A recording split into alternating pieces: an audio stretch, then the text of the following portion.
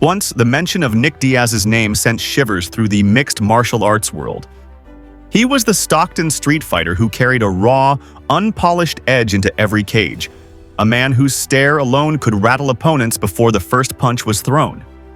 At 42, that same name brings something different, a mixture of worry and nostalgia, surfacing in viral clips of him roaming shirtless through dim streets, his once fearsome presence reduced to fragments of the past.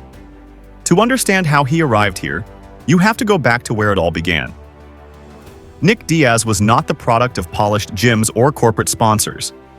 He came out of Stockton, California, a city where poverty and violence left scars on nearly everyone who grew up there. Born in 1983, Nick learned early that fighting wasn't a choice, it was survival. He fought in backyards, in schoolyards, on sidewalks, long before the Stockton slap became famous. For him, toughness was never an act. It was the only way forward. When he discovered Brazilian Jiu-Jitsu as a teenager, it gave his fighting instincts a purpose. Training under Cesar Gracie, he stood out not for natural talent, but for his relentless drive.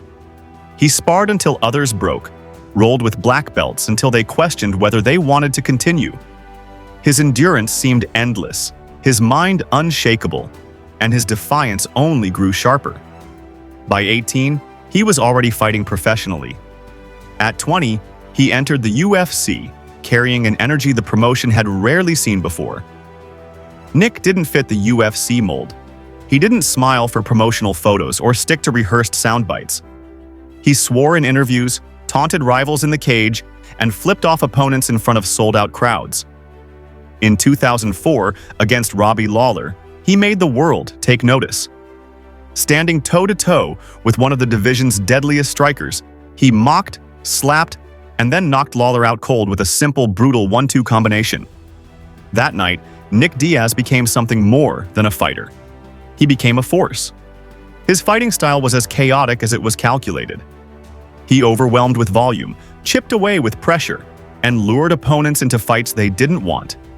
His jiu-jitsu game was slick and deadly, waiting underneath the storm of strikes.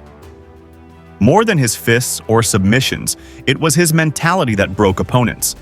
He fought like a man who couldn't be discouraged, who wouldn't stop until the other man had nothing left to give. But the same defiance that made him a fan favorite also made him a constant thorn in the side of promoters and athletic commissions. He skipped media days, railed against favoritism, and treated regulators like enemies. By his mid-20s, he had grown beyond just a fighter. He was a movement.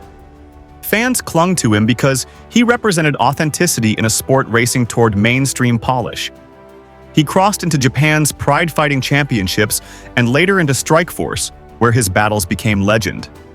His 2007 fight with Takanori Gomi ended in a rare gogoplata submission, a move so unusual it seemed unreal. In Strikeforce, he captured a belt, delivering unforgettable wars like his one-round slugfest with Paul Daly, 5 minutes of pure mayhem that still stands as one of the sport's greatest rounds. But with the brilliance came conflict. The commissions targeted him for marijuana use, slapping him with suspensions that seemed excessive compared to the leniency shown toward steroid offenders. Fines piled up. Opportunities slipped away. Still, the UFC couldn't ignore him. In 2011, he returned to the octagon, and against BJ Penn, he gave one of his best performances, overwhelming the former champion with pressure and precision. It earned him a shot at Georges St-Pierre, the welterweight king. The buildup was explosive, filled with insults and confrontations. When the fight came, however, GSP's wrestling smothered Nick's chaos. Diaz remained durable, but he was clearly outmaneuvered. Defeat didn't dim his star. He remained one of the sport's most polarizing figures, and soon the UFC booked him against Anderson Silva in a fight that crossed divisions. Nick lost, but his antics, lying down in the octagon mid-fight, mocking the former champion to his face, stole the spotlight. Even in defeat, he was unforgettable. Behind the curtain, though, his battles deepened. After the Silva fight, another positive marijuana test brought his harshest punishment yet: a 5-year suspension from the Nevada Commission. For Nick, fighting was not just a job. It was therapy, structure, the only rhythm he'd known since boyhood. Stripping that away left him unmoored. Depression followed. He drifted through years without meaningful competition, spending nights at parties, appearing in tabloids. His career stalled at its peak. Those years in limbo cost him dearly. He wasn't officially retired, but he wasn't active either. He wasn't banned forever, but he wasn't fighting. Fans still adored him, wore his shirts, and shouted his name, but the man behind the myth seemed lost. Sporadic interviews revealed the conflict. He admitted he never truly enjoyed fighting, yet he couldn't imagine life without it. Without the structure of camps and bouts, he wandered both physically and mentally. Whispers of comebacks teased his loyal base. He'd be spotted training, teammates claimed he was preparing again, and promoters hinted at matchups. But the promises always fizzled, delayed by injuries, legal issues, or Nick's own silence.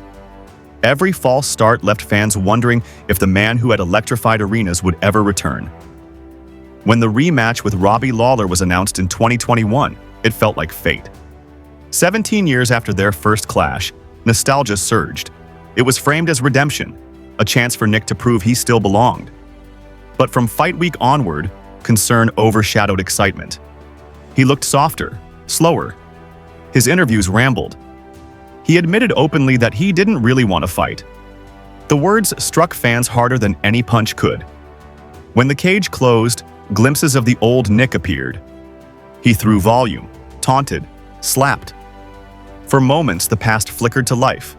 But the gas tank was gone, the sharpness dulled. In the third round, Lawler landed clean, and Nick went down. Instead of scrambling up as he always had, he stayed down, covered, and shook his head.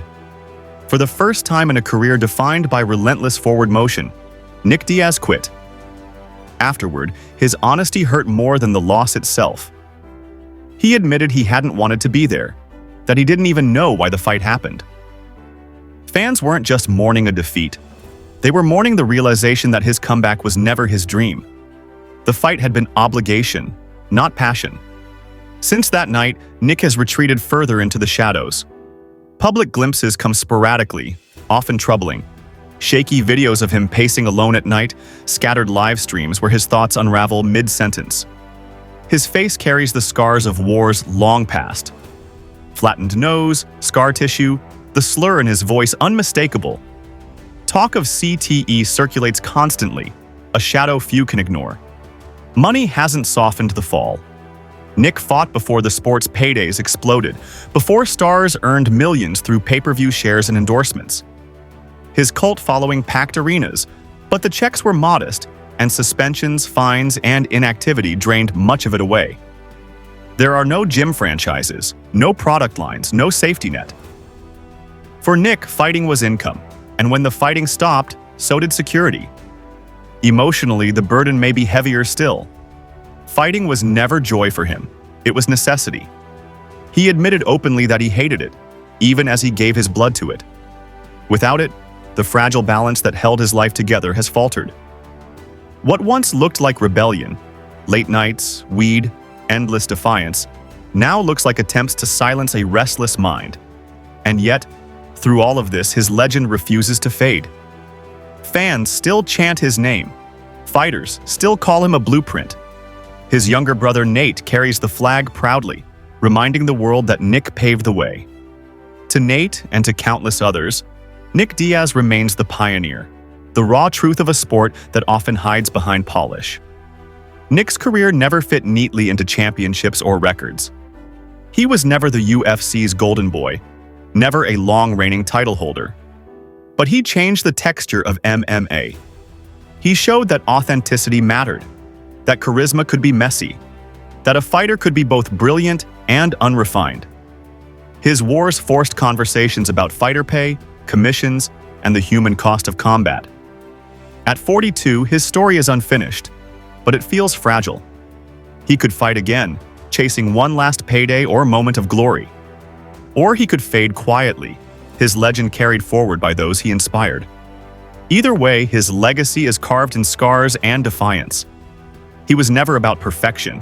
He was about resistance, about survival, about moving forward when logic said stop. Nick Diaz remains a haunting figure, admired, worried over, celebrated, and pitied all at once. His journey, brutal and unfiltered, is proof that legends are not always crowned with gold.